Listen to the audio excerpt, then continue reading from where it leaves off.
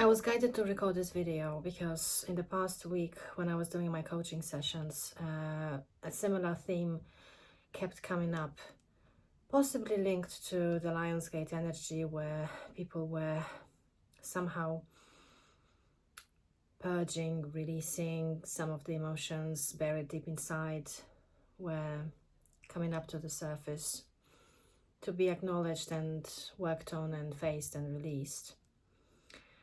And the most common theme was, how am I supposed to forgive? I'm trying, but I can't. And this is the main thing. We are not supposed to try. We are not supposed to force it. It's about going to higher level of understanding that you were given this experience, whatever that was, childhood trauma, any sort of abuse, any sort of difficult situations that you had to face in your life, and you are struggling with letting go and forgiving, and you just keep holding on to them. Number one, the reason why you keep holding on to them is because you simply became addicted to the chemistry that goes with them. Like Dr. Joe Dispenza says, there's this addiction to all sorts of different programs that we have installed in our brain over the years. So there's the addiction to being a victim. There is the addiction to I'm not good enough. That's another program. There is the addiction to worrying and living in fear. If you have been living like this for many, many years, you are addicted to it. Your body is simply craving those chemicals. So when you try to change your thoughts, you try to be more positive, you start doing your meditation and your inner work, and you're like, why is it not changing? I'm trying, but I'm not changing. You have to understand that simply on a biochemical level, you have become addicted to those chemicals and the body is craving them. It's like suddenly when you start changing and shifting to higher vibrations and start thinking positive thoughts, that's what Joe Dispenza says, you gonna start feeling uncomfortable because your body is gonna start craving the fuel that is linked to those old programs. So it's going to start craving the emotion of fear. It's going to start craving the emotion of I'm not good enough, and all those thoughts linked to it, because they have been the fuel for this program for a number of years. So that's the first part. So there is programs to do with self-esteem. I'm not good enough, and I've been feeling like this and thinking like this all the time. And why can I not change this about myself? Part of this is you being addicted to those thoughts, those emotions, which then obviously become dominant programs, and you just run all those programs subconsciously. Victim mentality is obviously linked to everything you have gone through and you can't forgive and you can't let go and you keep going back to those memories. You are addicted to feeling like a victim. Why did this happen to me? And you have all those sort of thoughts, feeling sorry for yourself and feeling like, why did this happen to me and it didn't happen to other people and all that stuff. You keep comparing and you're just like, this ruined my whole life. And you get addicted to feeling this way and being this way. And the minute you try, your body is trying to bring you back to the old scenario because it's craving. So the way to really break those addictions, number one, is to actually understand that they exist. And Dr. Joe has said this a million times in all his publications, presentations, but people don't seem to be taking this on board as much as they should. They tend to believe that, oh yeah, it's an addiction, and okay, so yeah, it's just like some sort of kind of information that goes, you take it in and then it comes out the other ear. But this is actually the essence of this work. It's like what I always say, meditation is around 30%, and the rest is the brain retraining, is working on really breaking the habit of being yourself, really cutting off and starving those chemicals, starving those programs, and not delivering, not fueling any more of the energy that they function on, that they run on. So that's the only way for you to stop craving similar thoughts, because you are craving those chemicals, which is something obviously we don't know, we are not aware of. But once we know, this is why we are supposed to study this work really properly and understand what Dr. Joe talks about. When you start understanding that this is what's going on, this is why those thoughts keep coming up, and you can be like trying to get rid of them, but they keep coming back. Why do they come back? Because you are simply addicted on a chemical level to them. And for example, you will try to reprogram some of the thoughts that are part of this program, let's say to do with fear about one specific thing, and you will reprogram this, and suddenly you will develop fears about other things, almost like building anxiety about other things. Why is this happening?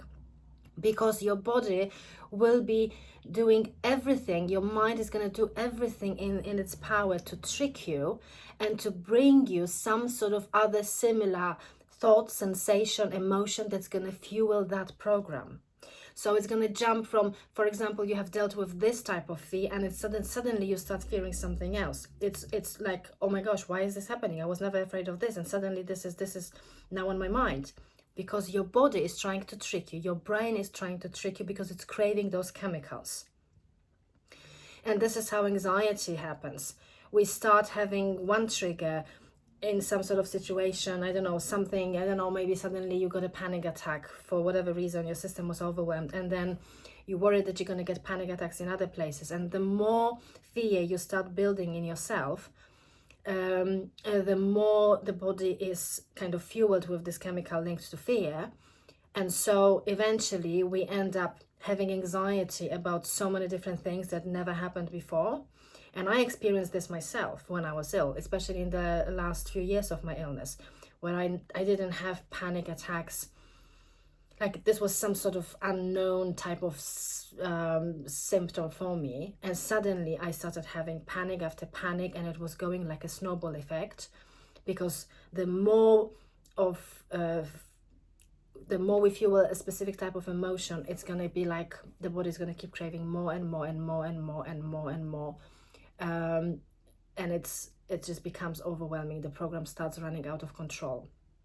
And the only way to bring it down is by calming down the nervous system, switching into positivity slowly, slowly, slowly. And then the level of those chemicals drops down, and we slowly, it's almost like the slow withdrawal, like when you break up your addiction with, I don't know, any sort of substances, alcohol, whatever. Slowly it needs to be withdrawn from the system. So the way you do it is by reprogramming. You wake up in the morning and you work. Still, when you are in those slow brainwaves, you start working on those positive thoughts. And you need to have some of them ready so that you can use them whenever the thought comes up. Whatever the thoughts come up, you have to have some, we can call them affirmations, but just the positive thoughts that are going to keep reaffirming the new program that you're trying to install. So for example, any sort of fearful thoughts have to be replaced with positive, peaceful thoughts.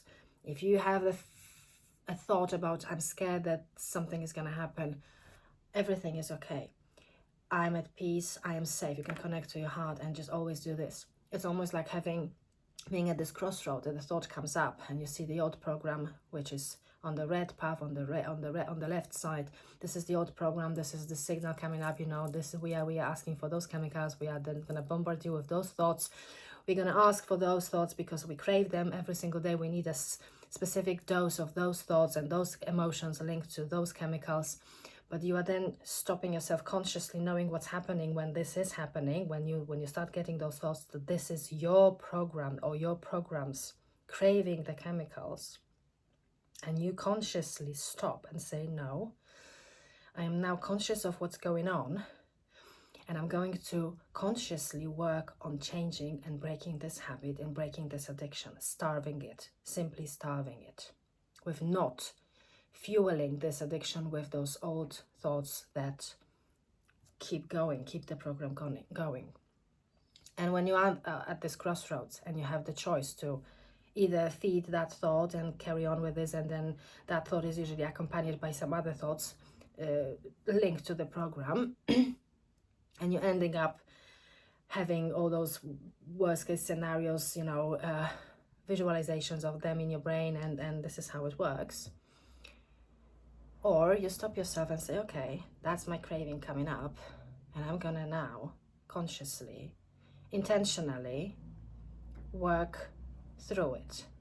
So you're saying in a loving way to yourself, I know you're trying to get the food. I know you're trying to just exist. And I'm not going to even blame you for, because I was there feeding you all my life. But we are now changing. We are not doing this anymore. And you now move towards the path on the right, which I, for example, when I was doing brain training, I was visualizing the path on the right. This is actually part of the brain retraining program, such as DNRS or Gupta program. If you are familiar with this, you can check them out. But that's the basics of the brain retraining program. So when the thought comes up, you say stop, stop, stop, or change, change, change. And then you consciously know what's happening. It's the old program, firing, asking for fuel. And you say, no, if I continue thinking like this, I'm never going to change myself. I'm never going to heal. I'm never going to change the way I am. I'm never going to be able to change my energy. And as we know, change your energy, change your life.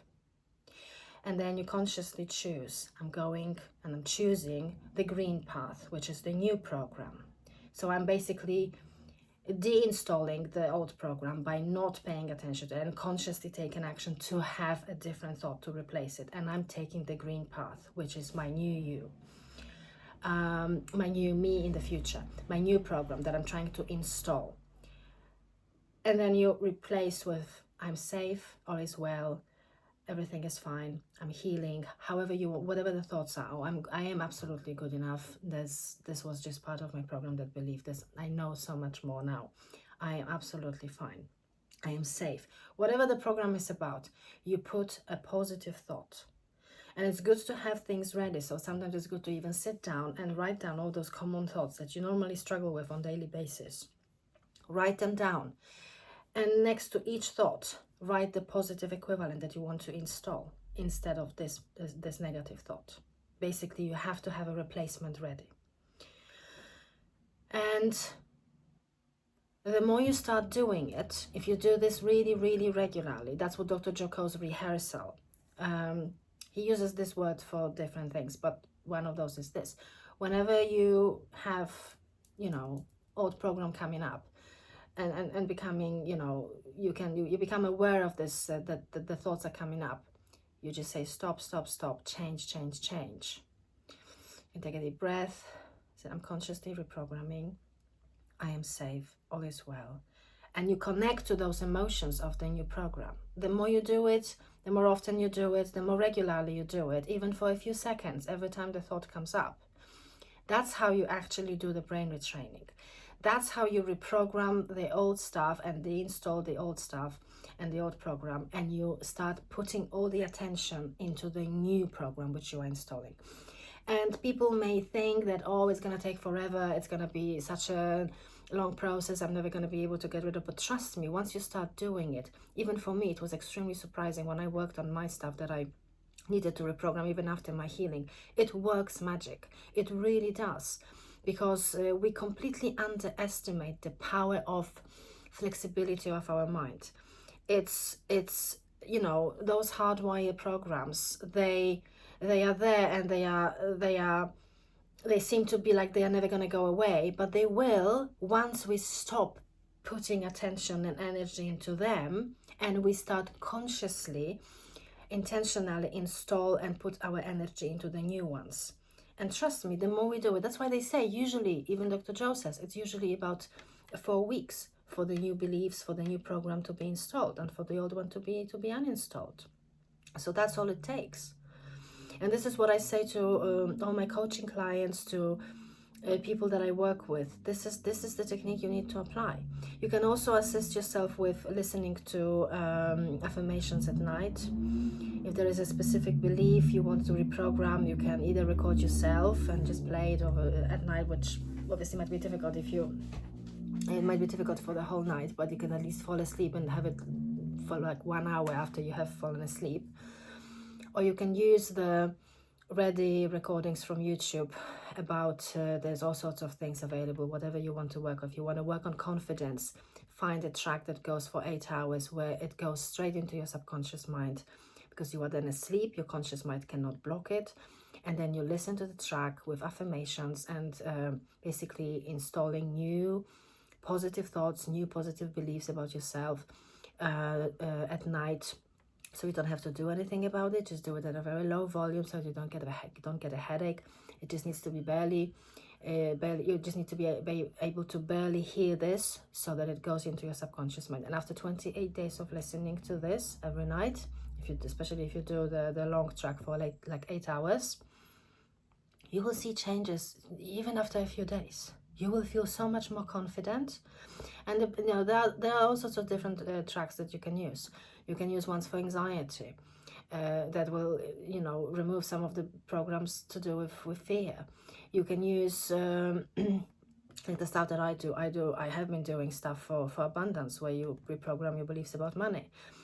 You can do stuff about healing, so just working on the subconscious, whatever programs you may still have about, oh, it's hard to heal, or I'm never gonna heal, or fear that it's not gonna work out, stuff like this. There's all sorts of different things you can find for free on YouTube, and this is how you can assist yourself at night when you really don't have to do anything apart from having it on. And then it goes straight into your subconscious mind. And then during the day, you work consciously with the thoughts that come up, or you can also listen to affirmations consciously. You can record your own. You can use the Parrot app for this if you want to record your own personalized affirmations, things that you really, really want to work on specifically. And remember that we cannot try to reprogram like all sorts of different programs in one go, because that's going to be too much for the for your mind to comprehend and to cope with. So focus on the most difficult ones, the ones that really affect you. Start with those. If it's fear, that's fear is extremely addictive. Once you reprogram this, then you move to something else. So just look at all the programs that you may be aware of. Do I feel like a victim most of the time? Do I complain most of the time? Do I feel sorry for myself? So identify which of the programs must be, most prominent for you, and focus on all those thoughts. It's easy to study. Once you start noticing and paying attention to your thoughts, you start becoming a really, really good detective of those thoughts, and you start really consciously working on your mind. You can really reprogram things really, really easily, especially with the tools available now, especially with all the knowledge and information that we have from Dr. Joe and other spiritual teachers and coaches about neuroplasticity, about how easy it is really to reprogram stuff that we may have been running for years. But now that we have this information, we have to simply apply it. That's the key to do. Okay, so I've got this information, and instead of trying and whinging, why am I not healing, or what's going on, and why do these thoughts keep coming up, and what's happening, knowing this is one thing, applying this is another thing. So this is why I cannot emphasize more how important it is to do the brain retraining, to really change your vibration, to really change your energy, and then see a different reflection of your vibration in the reality, including your body, when it's down to healing. So the forgiveness part, that I wanted to go back to this part as well. Forgiveness and generally moving on and letting go. Dolores Cannon, I even watched a reel today, and she talks about it as well, and lots of spiritual teachers talk about it. If we do not find this deep understanding that we have to look at the problem, the situation in our life that happened whenever it happened, from a greater perspective, from a higher level of consciousness, that's the only way for us to release it, to heal it, and to move on. So if you keep looking at it from like, well, what did it happen to me, and I don't understand, we don't really see the reason why, it just feels unfair and everything just feels not right, and we can't understand, and we can't just like, well. So the only way for you to do this, like Einstein said, is to move to a greater level of consciousness and understand the problem from a higher level of consciousness. So if you can't understand this from this earthly plane, you move up to the soul level, or you move up to what was it supposed to teach me. So on a soul level, let's assume you have planned some lessons for yourself. Can you maybe accept the fact that your soul wanted to experience certain things and wanted you to be able to move on from those things and not become the victim of them? So imagine that you go back after you cross over and you have this review of your life, and it's like, oh, okay, so I planned this and I failed. Okay, I had this experience, I had the chance to liberate myself from it and move on and be greater than this experience. But I chose to be the victim of it, and I just basically suffered for the rest of my life. It made me eventually even sick physically, but I wasn't able to liberate myself. I just couldn't see a bigger picture. I just couldn't somehow shift my understanding and raise above it. I was not able to raise above it. I just was too much into this lower density of that emotion, of that experience, and I stayed there. And then probably, and that's what I'm getting in meditations, when I coach, all these messages comes every time when I have this, when I speak to my clients. They will have to repeat it again. They're not ready to do it now. They're not ready to look at this from this, I don't know, greater, broader perspective. They'll have to do it again. They will have to do it again. They are almost ready, almost there to having the chance to wake up and to understand that this is all an illusion, and they are just like so close, but they still don't want to do it. They don't see it. And then when the soul goes back and looks at this situation, was, oh, I was so close. I was so close, and I missed that. And now I have to do it again. Let's play the game again. So that's one of the ways of looking at it. And the other way is,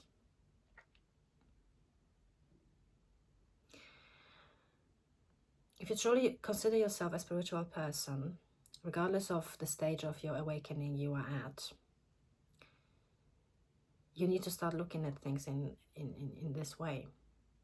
That everything that you see and everything that has ever happened in your life was just an experience, an illusion, part of the game.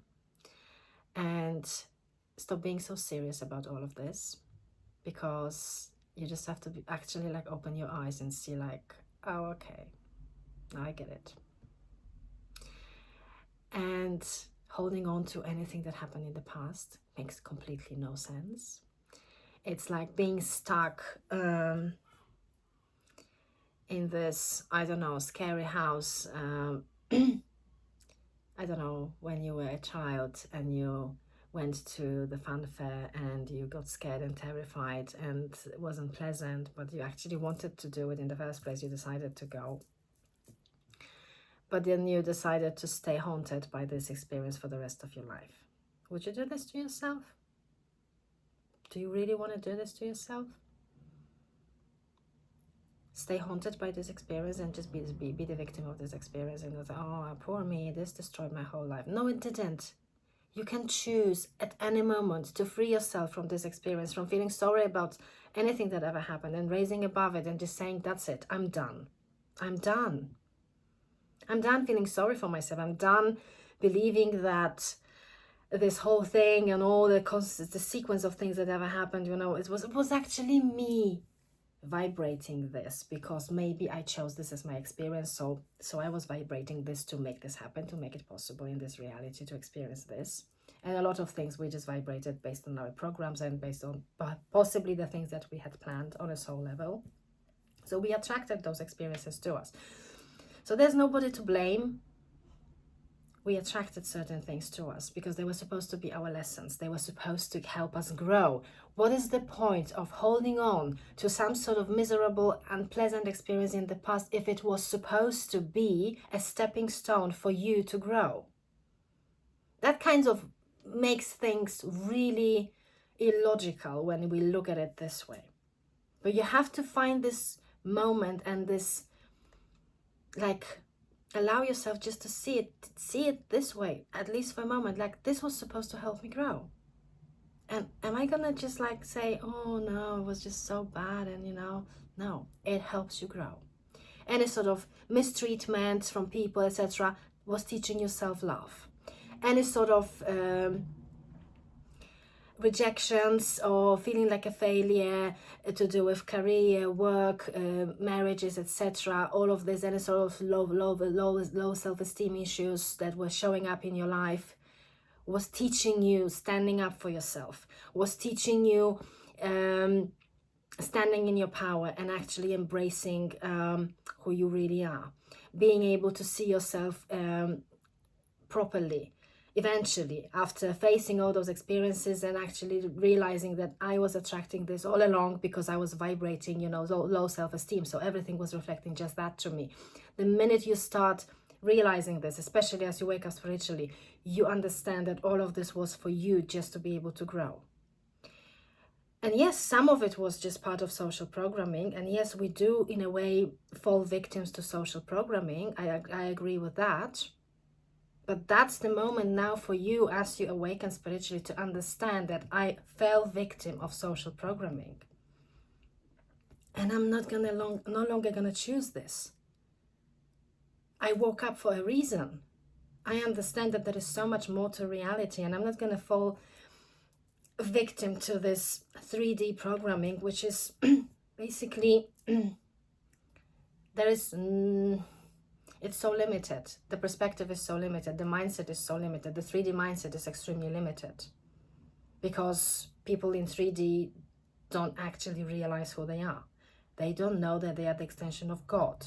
They don't know that they are the perfection, because we agreed when we came up on this planet to forget who we are. But as we wake up, we remember. So we're almost leaving the matrix, coming out of this game thinking, oh my gosh.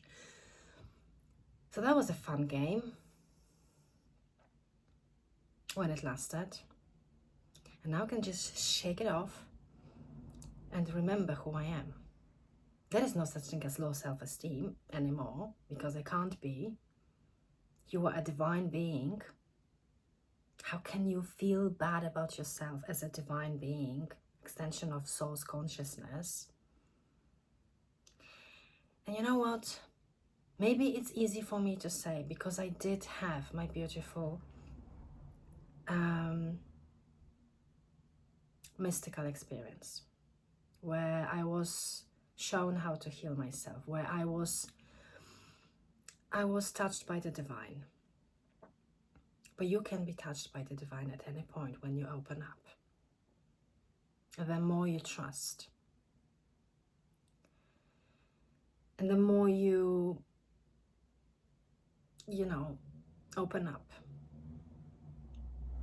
And I know that most of you probably watching me have those glimpses of, we know there is so much more. You can feel it when you do meditations. You can see synchronicities, you can see angel numbers, you can see that stuff is happening. Obviously, you know the testimonials, you go into spirituality, you can see the glimpses more and more. But it only takes one moment being touched by the divine, in a way that you know that it's the divine speaking to you.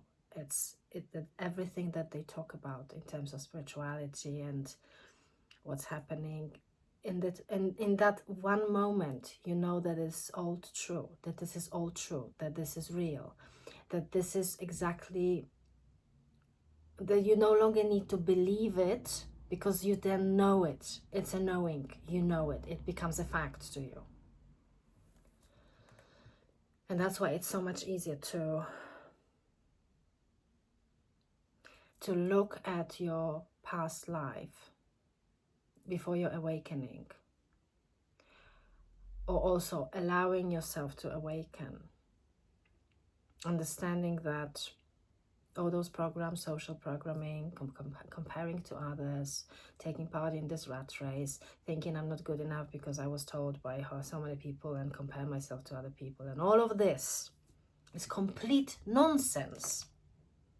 And feeling bad about yourself because somebody is saying bad things to you or somebody is treating you badly, it means you are still allowing it in your reality. You are still vibrating this to some degree. Everything you see in your reality is the reflection of your vibration. Every single thing.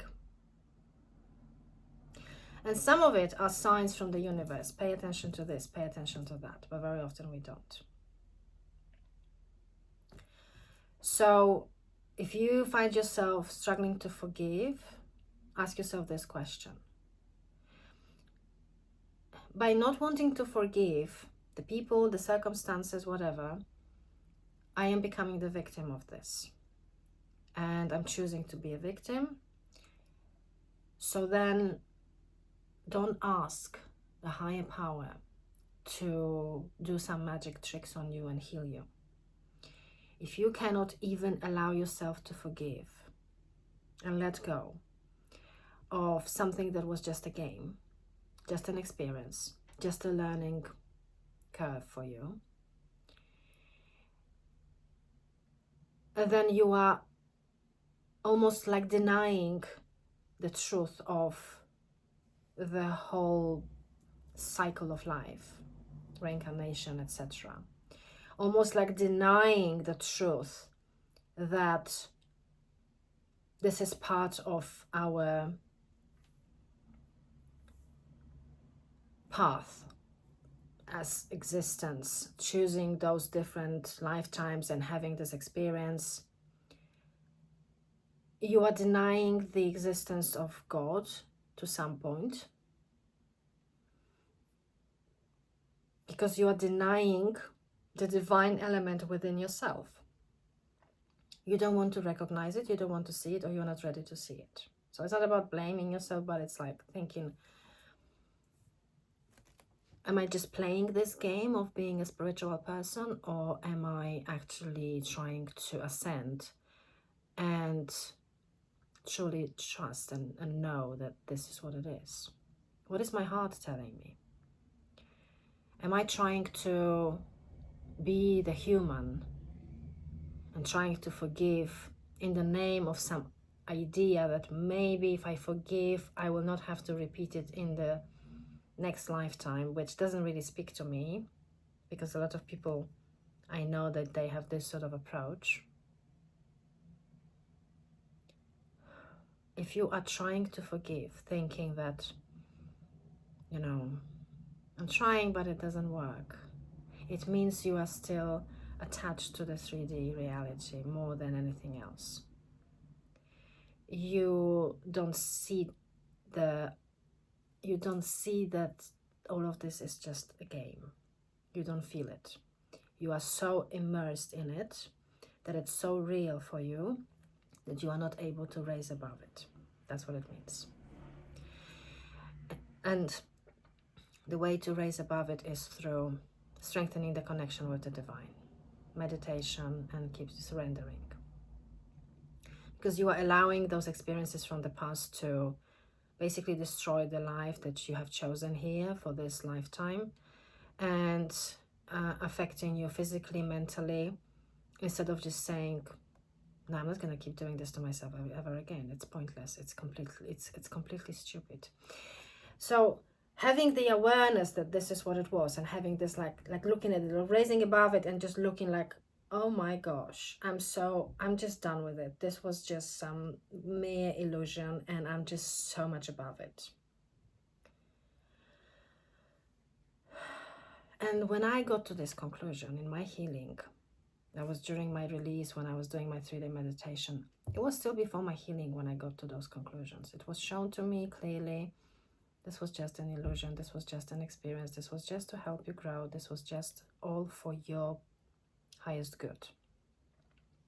If we start looking at those experiences that they actually happened for our highest good, then they will be for our highest good. But if we look at them as some sort of disaster that happened to us, they will end up being the disaster, including the illness as such. Why don't you start looking at this illness as an opportunity for you to wake up spiritually? And obviously some of you already do. And there are even books that talk about it. So many spiritual teachers, sages, yogis, if you read, all of them had some sort of painful experiences before they became awakened. Nowadays, more and more people wake up spiritually without the need to go through something painful, because the energy of the planet has changed. There is no need for this to happen anymore, and more people simply wake up, they are ready for this. But for most people, especially slightly, generations like my age or a little bit older, it all happened usually through suffering. And we just need to understand this.